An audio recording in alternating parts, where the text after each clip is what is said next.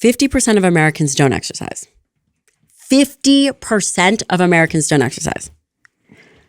24% actually meet the exercise requirements, which are abysmal. Yeah, they're nothing. What, 150 minutes? And then 2 days a week of some kind of strength moving, training, really. which could be what? Any modality? How do we move the needle to get people to do this? How do we impart upon them that it's not about looking good, it's not about what you have to lose, it is totally about what you have to gain? I really think it's what we've been trying to preach to the masses. One, I think part of the challenge is, unfortunately, in our space, we're still viewed as the Arnold Schwarzenegger tan and jacked bros.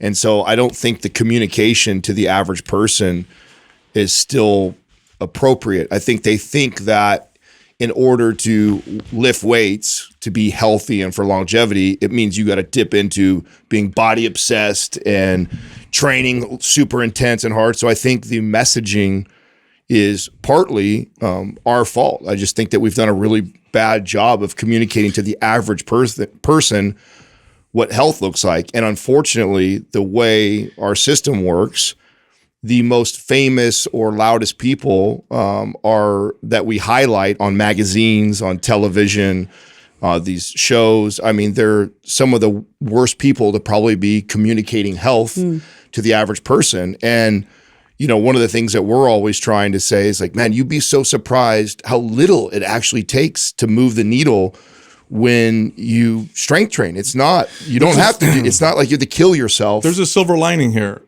So number one, we need to communicate what you're communicating more effectively and better and more often. I think the average person doesn't understand the true health and longevity and quality of life improvements they can get through strength training. So that's number one. It's still, you ask the average person, you know, hey, what's a good form of exercise to improve your health? Most people are not going to say strength training. They just don't know. So that's number one. Number two, this is what Adam's talking about. You don't need much. Here's a silver lining.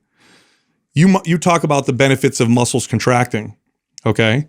Bigger muscles produce that effect at greater intensities, at greater amounts because they're bigger. So bigger muscle is going to make all of what you're talking about much easier. Instead of me having to constantly move, but there's nothing wrong with activity. I think it's great. You have to move.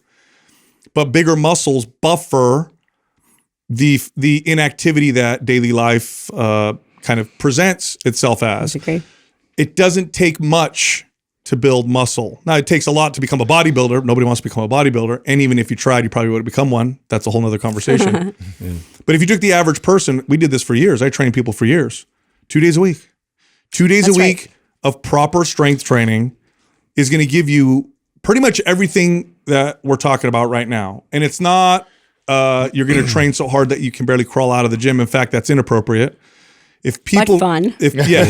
Well, at our level, it is. But if most people really understood what it felt like to have an appropriate strength training workout, they wouldn't be so afraid. They would leave the gym or whatever, and they'd feel like, oh, this feels kind of good. You don't need in fact, when I used to train people in advanced age, because I worked for a long time because of the doctors that I trained, they would send me their patients, all of which were over 65. They strength trained with me once a week. And we saw profound improvements 1 day a week. And it was like, we could maybe do 3 exercises in that whole hour just because of their age and the capabilities. Well, in terms of answering your question too, like I think we're trying to solve a problem from like your everyday average person of like just getting introduced to a better way to approach it, and that there actually is a scientific way to train your body and to get there with good result. But what I do think is doctors are still revered as sort of the gatekeeper of knowledge in our culture. And I think like doctors like yourself, we need more doctors to speak upon this with authority and to have actual procedure and protocol. So when you go in to have like your checkup or, just your to see how you're doing, like this gets brought up in terms of like, we can measure your strength. So if it's the grip test or if we have some kind of like a standardized sort of group of exercises that we test your strength, or something new you found in terms of being able to measure where we're at in terms of lean body mass. We need to get better at that, so they feel like this is coming from the top down.